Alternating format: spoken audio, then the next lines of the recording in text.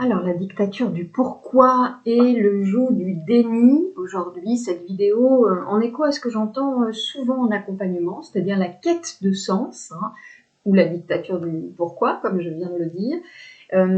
Et puis, j'avais envie de le mettre en lien, du coup, dans un second temps, avec les accompagnements de ces derniers temps, où je vois vraiment ce que j'appelle, moi, le joug du déni. J'avais envie de relier les deux, et vous allez voir qu'au-delà de ce qui peut apparaître là tout de suite assez conceptuel, les deux peuvent parfaitement se mettre en lien, se répondre, et oui, vraiment se faire réponse. Le déni, il est très très actuel, et c'est une parade autant qu'une protection, en effet, qui à terme peut s'avérer périlleuse. On va voir ça dans un instant. Donc on va cheminer là ensemble pour éclairer tout ça dans cette vidéo. D'une manière en conscience, voilà, et en profondeur, tout en le regardant de manière concrète. Donc sur la quête de sens d'abord, si elle peut s'avérer pertinente sur un chemin de conscience, parce que finalement on est en train de se dire un chemin de conscience, c'est ça, c'est on est en quête de quelque chose. Alors est-ce qu'on est en quête de quelque chose sur un chemin de conscience? Ça c'est une question. Il se trouve que la quête de sens, selon moi, dans la vision que j'ai, elle est en fait altérée, détournée de multiples façons de sa nature intrinsèque. On confond quête de sens et stratégie à vouloir trouver une raison à tout, à chercher une justification. C'est tout un stratagème de notre personnage qui, à travers son besoin de compréhension, son besoin de tout expliquer, cherche en réalité à contrôler et à se rassurer. C'est bien de ça dont il est question. Parce que c'est bien un besoin de sécurité qui est en arrière-plan de ça, hein, qui cherche à se combler. Et de combler, il est justement question, parce que le personnage, il a horreur du vide, puisqu'il assimile le vide à l'inconnu, et il y a une part de nous qui a un besoin impérieux de repère. Le vide, il est aussi assimilé au néant, et donc à la mort.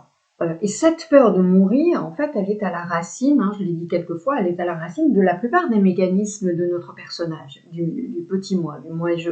Hein, cette perspective de finitude le mobilise tout entier, et parfois de manière extrêmement complexe. Hein. Si vraiment on regarde ça de près, on voit à quel point on est fondé sur cette chose. Donc on continue avec les pourquoi. Pourquoi je vis ça? Pourquoi ça se passe comme ça avec un tel? Pourquoi j'ai rencontré celui-là? Pourquoi j'incarne pas ma mission? Pourquoi je revis sans cesse les mêmes scénarios? Pourquoi? Et là, avec le sens tel que la quête de sens telle que nous pratiquons généralement, c'est-à-dire une stratégie en vérité, eh bien on arrive à un ouf, il y a une explication à ce bordel.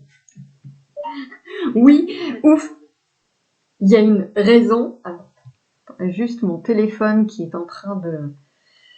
Voilà, l'intelligence artificielle qui s'en mêle. Ah, elle est bien bonne celle-là. Donc ouf, il y a une explication à ce bordel, ouf, il y a une explication, il y a une raison à cette maladie, ouf, il y a un sens à cette souffrance, et donc voilà notre personnage soulagé momentanément, parce qu'en fait ça s'arrête jamais, que cette dictature du pourquoi.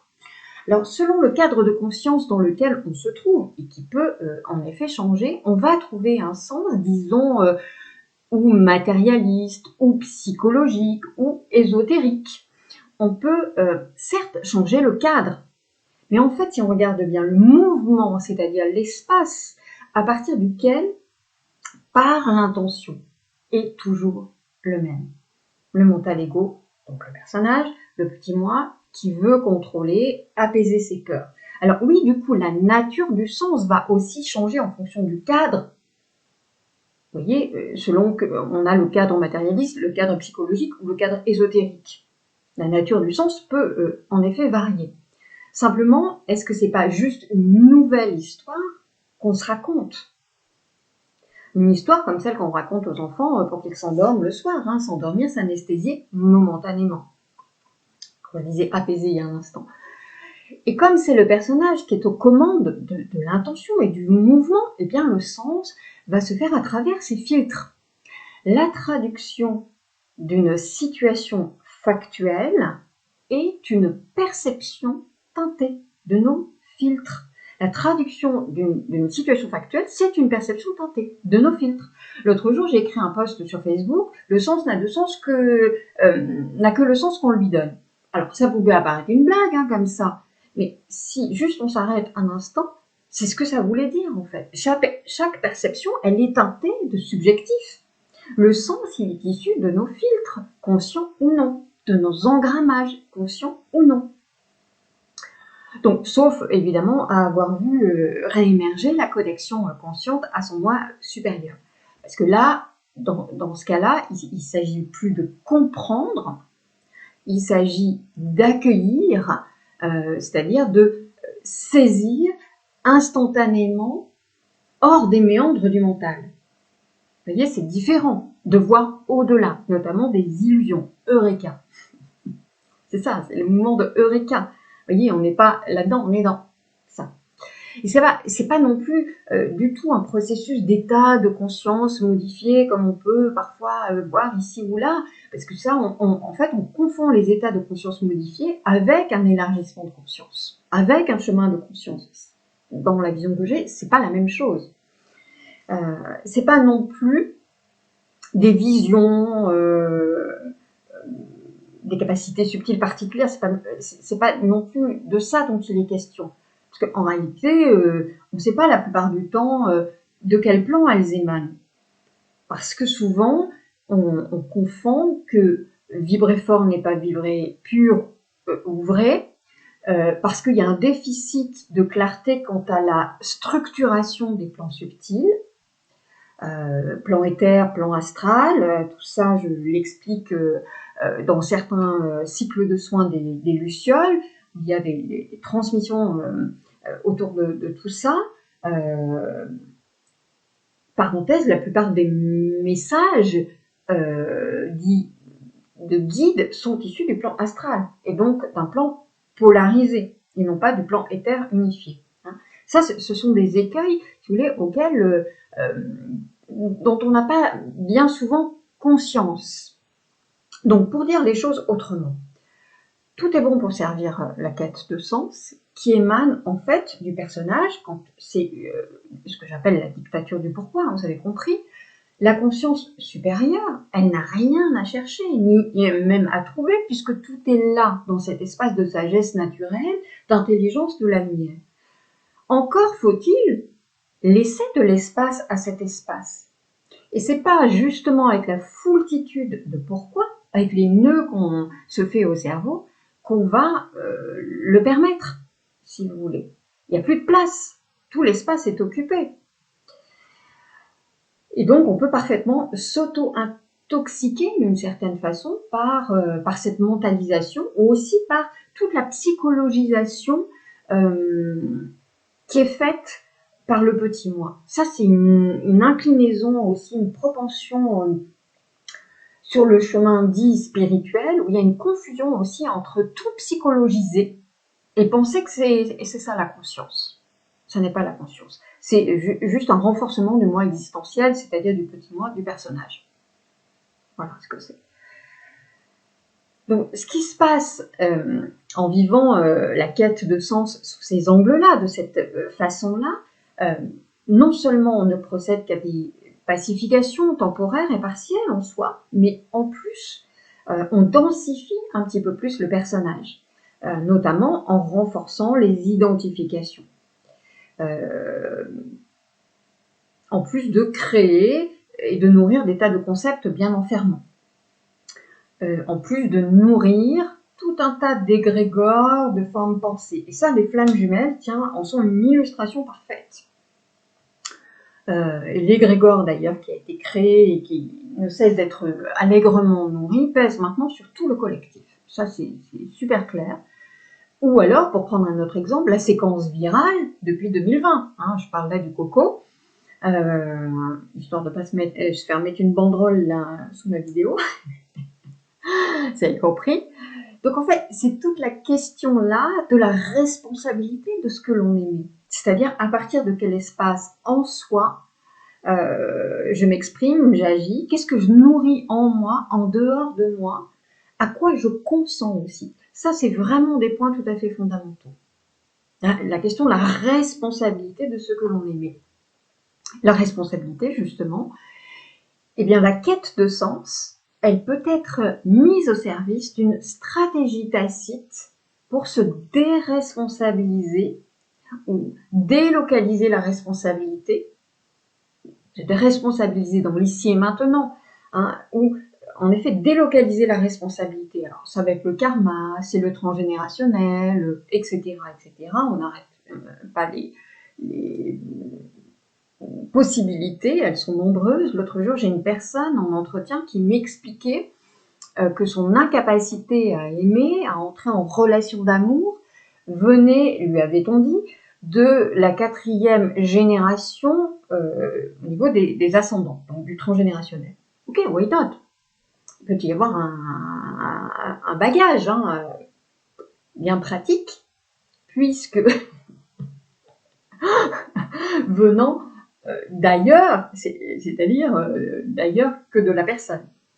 Et en plus, cette personne, bien qu'ayant l'info, s'en servait en réalité comme paravent pour continuer à justifier donc son incapacité à aimer, ou sa soi-disant incapacité à aimer. Et donc de continuer à faire vivre ça en lui, cet engrammage, à travers finalement une croyance bien tenace. Et du coup, la vie lui renvoyait ce en quoi elle croyait.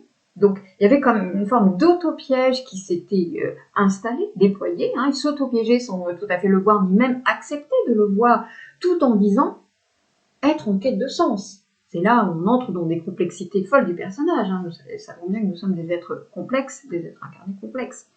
Donc, vous voyez, quand le serpent se mord la queue à ce point, il est clair que les énergies involutives ont la vie belle, on leur facilite la partie. Soyons clairs. Qu'est-ce que je veux dire par là? Que la densité égotique, les engrammages mémoriels sur l'âme sont les leviers aux énergies involutives pour se nourrir, pour nous freiner. Ce sont nos aspérités, nos consentements aux illusions qui le permettent. Et ça, c'est tout à fait fondamental d'en prendre conscience, non pas pour aller s'auto-culpabiliser, se flageller, etc., pour entrer en conscience. Lucidité et bienveillance, n'empêche que lucidité. Et puis, il y a une part de nous qui refuse aussi, et ça je l'avais dit, qui refuse d'aller mal, même temporairement, qui va donc toujours chercher à aller bien ou chercher une raison à pourquoi je ne me sens pas bien. Il y a comme un refus d'accueillir ce qui est, et même d'accueillir de ne pas pouvoir accueillir. Il y a un refus de rencontrer la sensation en profondeur.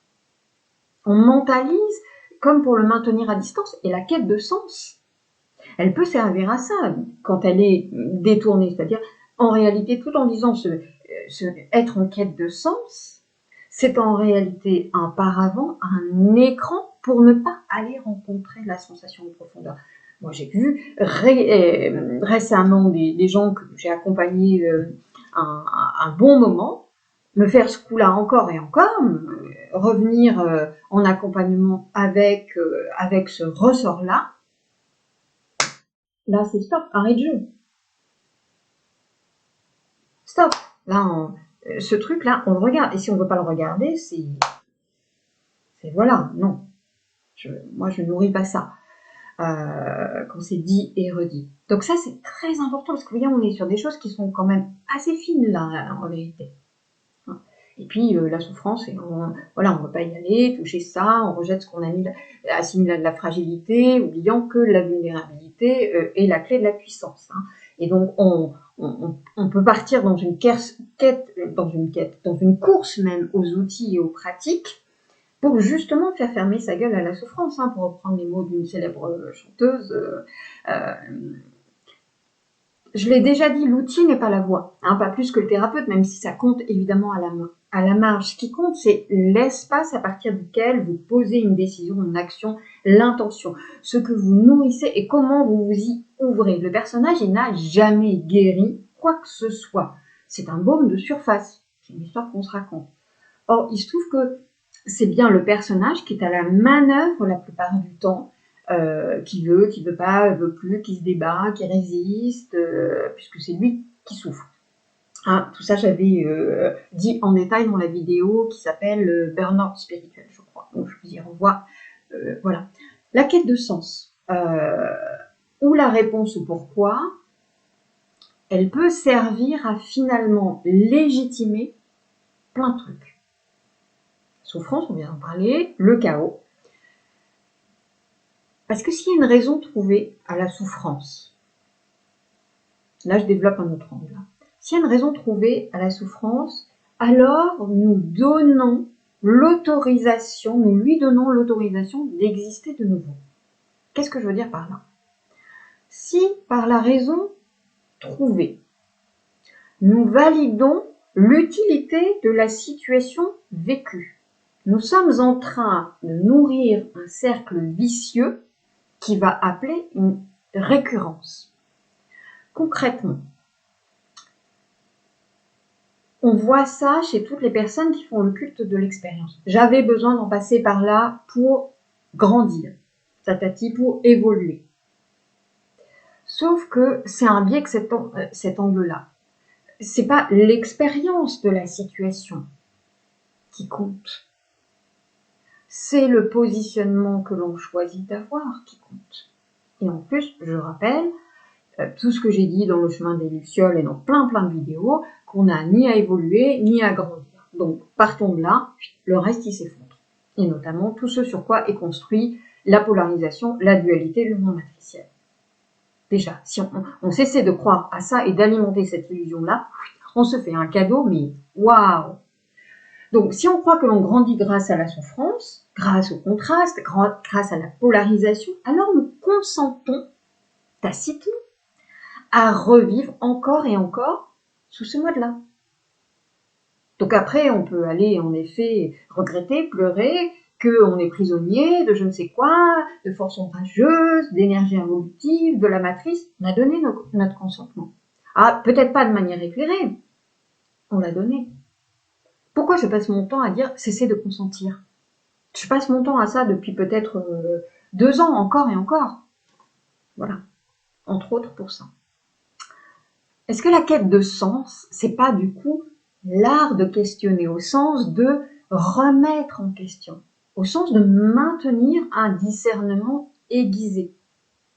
Comme je l'ai dit tout à l'heure, et comme là aussi je le rabâche à l'envie, j'agis, je m'exprime à partir de quel espace en moi? Qu'est-ce que je nourris en moi, en dehors de moi? À quoi je consens? Chercher le sens tel que je l'ai brièvement décrit ici, c'est-à-dire sous sa nature altérée, détournée, la dictature des pourquoi, est en réalité une réponse à un conditionnement, à une programmation. Et ça, c'est très important aussi de l'entendre, parce que là, il y a une clé. Parce que sinon, on est en train de se dire, bon, alors, elle dit qu'il ne faut pas être en quête de sens, mais alors à quoi il sert à quoi le chemin de conscience, en fait? Qu'est-ce qu'on est en train de faire? Donc, j'arrête tout, je reste sur mon canapé, qu'est-ce qui se passe, etc. Non, c'est pas ça l'idée.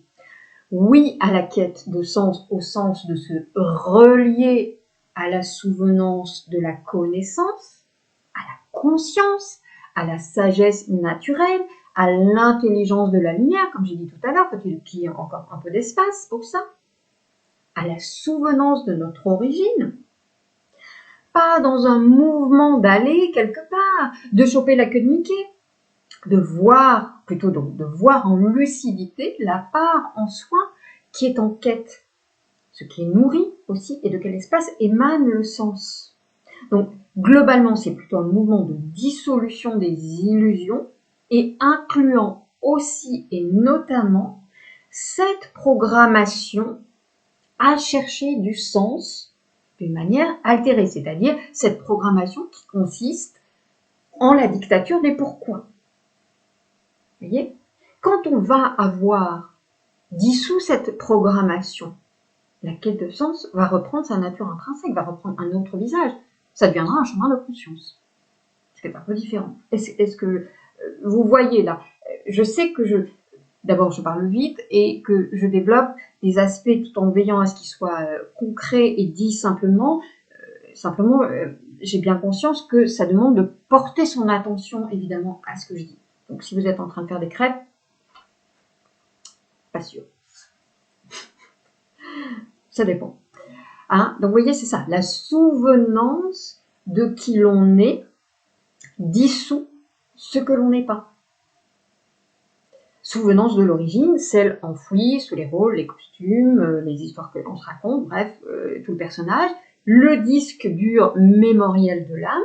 Donc, s'affranchir de tout et de tous. Cesser de consentir à tout ce qui est autre que cela. Hein, cesser de consentir à tout ce qui est autre que la souvenance de l'origine, bien évidemment. C'est ça que je veux dire. Bon, ça c'était la quête de sens, la dictature des pourquoi.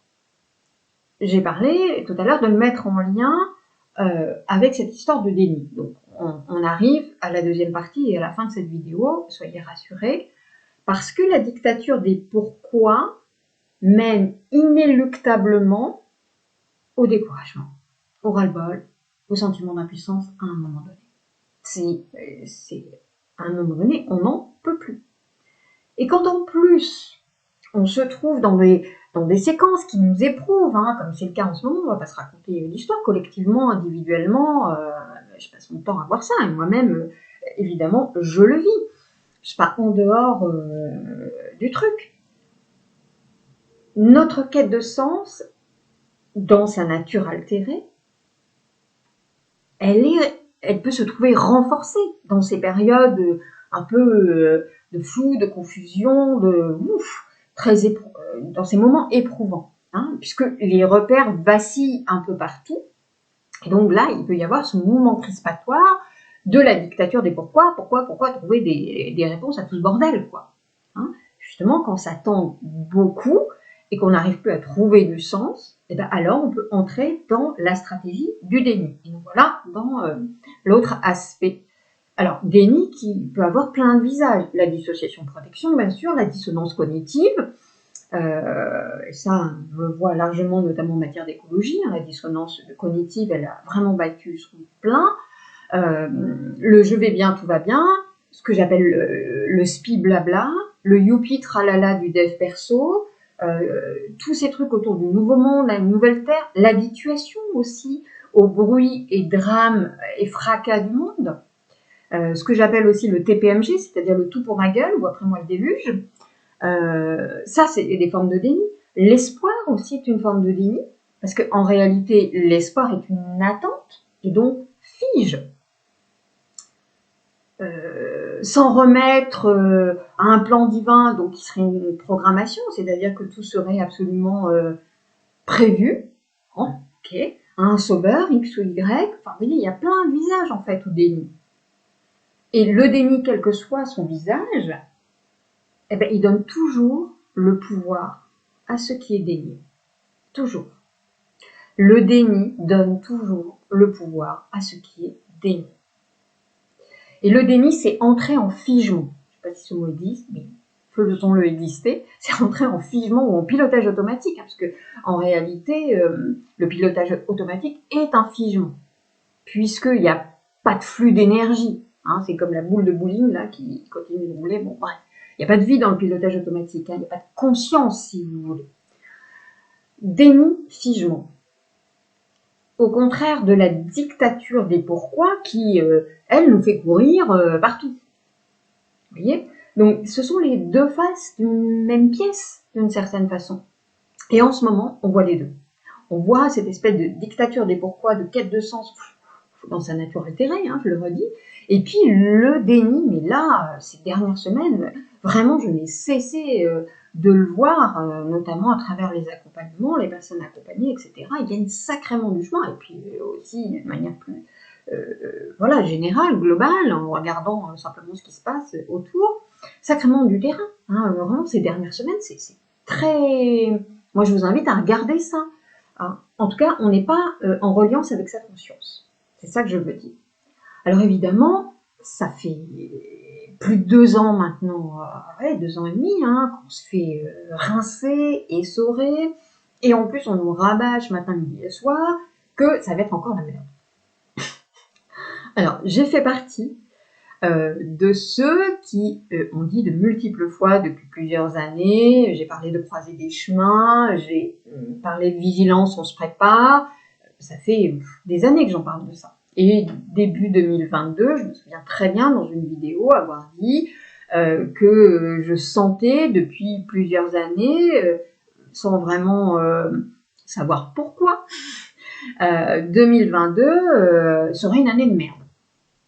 Cassandre, quand tu nous tiens. Bon, jusque-là, 2022 nous a pas trop déçus, hein, question année de merde, hein. On peut se le dire. Seulement pendant que nous sommes focus sur comment exister en tant que personnage, hein, bien sûr, exister c'est le personnage. Tant qu'on est focalisé sur comment exister ou survivre même, eh bien alors nous nous détournons de qui nous sommes. Donnez-nous des jeux, des dieux, des stades surclimatisés, des funérailles royales. Ouhou! Ce que j'essaie de vous dire, c'est que contrairement aux alertes médias, la vigilance, on se prépare, la croisée des chemins, la vigilance, on se prépare, elle visait pas à engendrer de la peur qui, justement, elle, la peur, elle vient figer, notamment par la sidération, l'impuissance qu'elle peut provoquer, etc. C'était une invitation renouvelée, c'est toujours une invitation renouvelée à entrer en lucidité, à voir au-delà, à faire les pas sur le chemin de conscience, à veiller aux écueils dont j'ai parlé de nombreuses fois, par lesquels on passe, si vous voulez. J'y suis sur le chemin de conscience, voyez, et donc voilà, à travers la vision que je peux avoir, des pas de conscience, je vous les partage. Résonne pas, maintenant, plus tard, etc. Ok. Hein, donc, veiller aux écueils, à sortir des histoires qu'on se raconte, à se rendre libre avec des majuscules, N majuscules. Le chemin des lucioles dont j'ai parlé plein de fois, c'est quoi? C'est des lampiotes sur le côté du chemin, celles qui s'éclairent de leur propre lumière.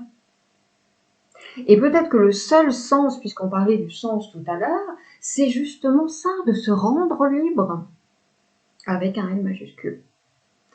Si la spiritualité, le spirituel n'est qu'un passe-temps, un artifice pour faire gonfler l'ego notamment, une façon de fuir aussi ce monde terrestre qu'on trouve vraiment dégueulasse, et de plus en plus dégueulasse, alors ça va voler en éclats que cette spiritualité-là dès les premières grosses vagues.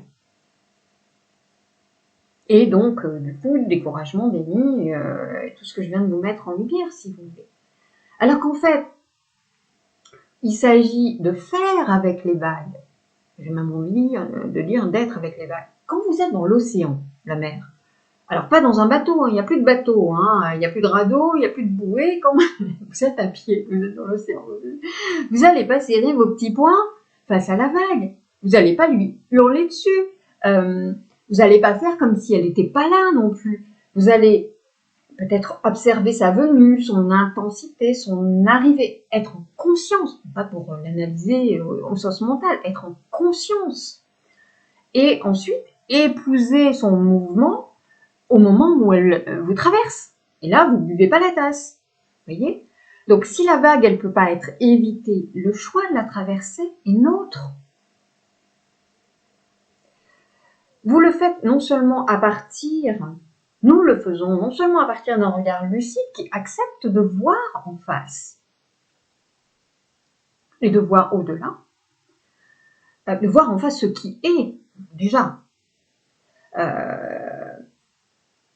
Et à partir de notre propre stabilité intérieure et extérieure, une stabilité souple et mobile. Vous voyez ? Alors je m'arrête ici parce que j'ai donné là de nombreux éléments ont été éclairés et transmis à celles et ceux qui ont des oreilles pour entendre. On va comme chaque mois encore m'écrire « J'ai écouté vos vidéos il y a 6 mois, 1 an, et j'avais quasi rien compris, et maintenant ça y est, eureka ». Bon, la vidéo est alors la même, donc qu'est-ce qui a bougé? Je vous laisse la réponse. Le chemin de conscience, je le redis une nouvelle fois, est un choix renouvelé. Le chemin, il n'a pas à être un chemin de croix, il est à distinguer, s'engager et faire des efforts. Et la quête de sens, elle fait partie de ce questionnement-là. Nous baignons dans plein de conditionnements, de programmation, tellement que les peurs et les résistances sont très grandes. Et pour passer le plafond de verre, vous voyez, pour déchirer le voile, hein, on a tellement peur de se trouver nu, dénué de repères, etc., tout ce que j'ai dit, et donc d'être propulsé dans une sorte de vide, de néant, voilà, là où il n'y a rien à se raccrocher. À chaque instant, donc, regarder en lucidité ce à quoi on s'identifie, ce que l'on nourrit, ce à quoi on consent, à partir de quelle intention et de quel espace en soi on s'exprime, on agit. S'il n'y a qu'un truc à retenir de cette vidéo, c'est ça, et même de toutes les vidéos à ce jour, c'est ça. C'est pas la pure lumière divine unifiée qui est confrontante. Et je dis bien pure lumière divine unifiée à dessein. C'est la dissolution des illusions qui est confrontante. Sur ce, portez-vous bien et à bientôt dans une autre vidéo.